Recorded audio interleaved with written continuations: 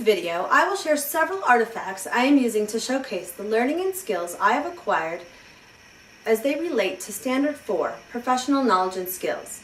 They were created for assignments in the Boise State University's Master of Educational Technology program. Standard 4, Professional Knowledge and Skills.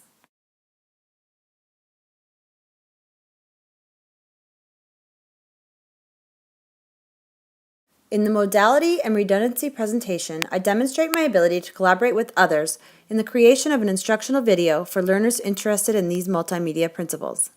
All three of us participated in both design and development of the video using Google Slides after evaluating the principles we were discussing. You can see my ability to lead others in technology-supported learning in my e-learning toolbox website. In the first couple of web pages, teachers can learn about blended learning and using social media in the classroom. Finally, the last few pages are dedicated to online learning, digitizing traditional lessons, and digital assessment. At my Learning Log for App Design site, you can see an example of how reflection plays a role in my practice. I use this site as a means for keeping track of the functions for different apps I designed, how to potentially improve them, and what I learned by discussing my apps and my peers' apps with them.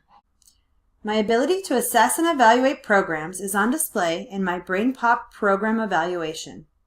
I use this evaluation to gather information from stakeholders such as the student body and teaching staff to determine if the program was meeting its objectives, what students' perception of the program was, and why teachers who weren't using the program chose not to. Finally, I demonstrate the ethics component of Standard 4 in the presentation, What are schools' responsibility in narrowing the gap of the digital divide? I explain what the digital divide is and why it is important that schools do their part to mitigate these effects. Without recognizing the important role that schools play in narrowing this gap, it would be much more difficult for students who live in poverty to overcome the challenges associated with the lack of experience using digital technology. However, if schools recognize and accept their responsibility, students in every income level can have an equitable chance at upward mobility.